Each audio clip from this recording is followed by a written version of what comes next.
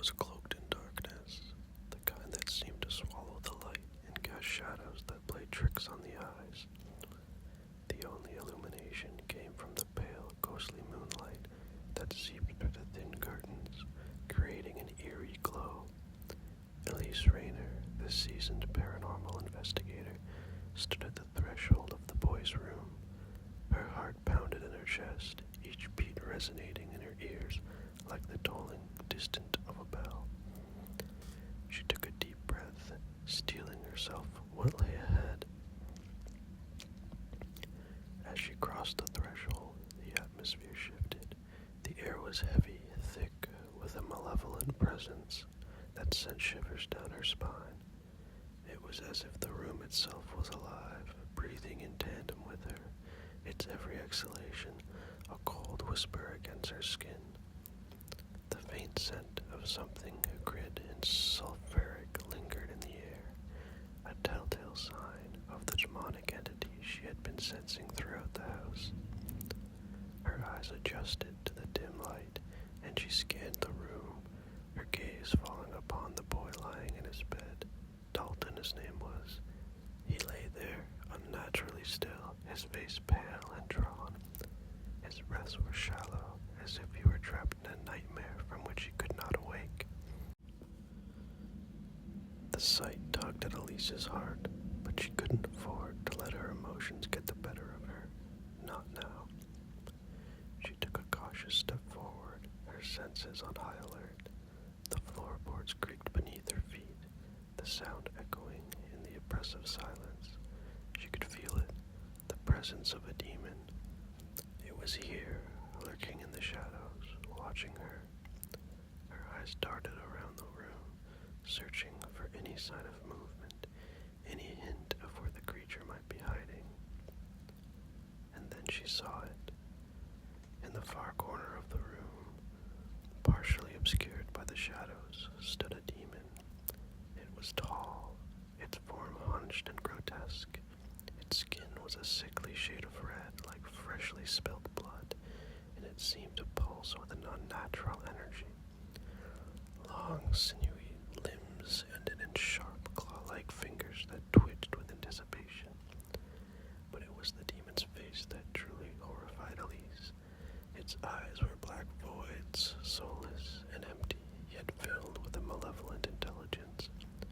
A twisted, mocking grin spread across its face, revealing rows of sharp yellow teeth. The demon stood perfectly still, its gaze fixed on Dalton. One of its clawed hands were extended, pointing directly at the boy. The gesture was almost casual, yet laden with sinister intent. It was as if the demon was claiming Dalton, marking him as its own. Elise's breath caught in her throat. She could feel the weight of the demon's gaze, even though it wasn't directed at her. It was like a physical force pressing down on her, making it hard to breathe.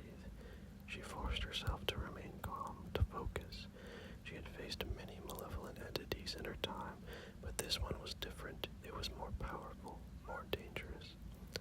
She began to speak, her voice steady but low. "I see you," she said, addressing the demon directly. "I know what you are." The demon's grin widened, and it let out a low, guttural growl. The sound reverberated through the room, making the walls seem to tremble, but Elise stood her ground. She knew that showing fear would only give the creature more power. "You have no right to be here," she continued, her voice growing stronger. "This child is not yours to take." The demon responded with a hiss, its clawed hand twitching. Elise could feel the temperature in the room drop, a chill setting over her like a blanket of ice. Her breath formed small, white clouds in the air. She could see her words and struck a nerve. "Elise," a voice called from outside the room. It was Josh, Dalton's father. He sounded frantic, desperate, but Elise couldn't afford to be distracted, not now.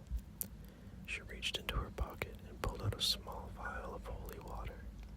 With a quick, practiced motion, she uncorked it and flung a few drops in the demon's direction. The water sizzled and hissed as it made contact with the creature's skin. rising from the burns. The demon let out a roar of anger and pain, its form flickering like a faulty television signal. Elise took a step forward. Emboldened by the demon's reaction, she began to chant, reciting a powerful incantation she had learned many years ago. The words flowed from her lips, filling the room with a resonant, almost musical quality. The demon recoiled, its form distorting and shifting as if struggling to remain its presence. But it wasn't enough. The demon was strong, stronger than any she had encountered before. It pushed back against her, its form solidifying once more.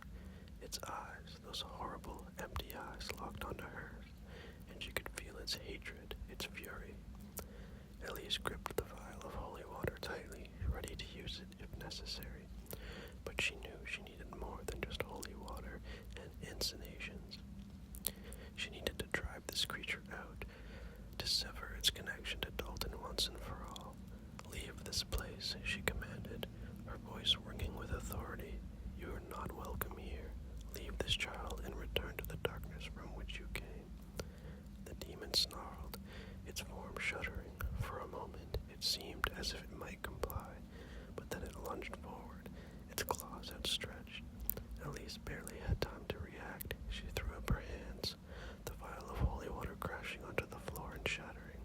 The demon's claws slashed through the air, inches from her face, but they stopped short, as if hitting an invisible barrier. Elise took a step back, her heart racing. She could feel the strain, the effort it took to keep the demon at bay, but she couldn't give up, not now. With a final desperate push, she raised her voice and shouted, "Be gone!" The demon let out a deafening roar, its form writhing and contouring. The shadows in the room seemed to come alive, swirling around the creature like a tornado, and then, with a blinding flash of light, it was gone. The room fell silent, the oppressive atmosphere lifting. Elise took a moment to catch her breath, her body trembling with exhaustion. She glanced over at Dalton, who still lay motionless in his bed. She could see a change, though. His face had lost some of its pallor, and his breathing was deeper, more regular. She had done it. She had driven the demon away, at least for now. She knew that was far from over. There were still questions to be answered, battles to be fought, but for the moment, she allowed herself a small measure of relief.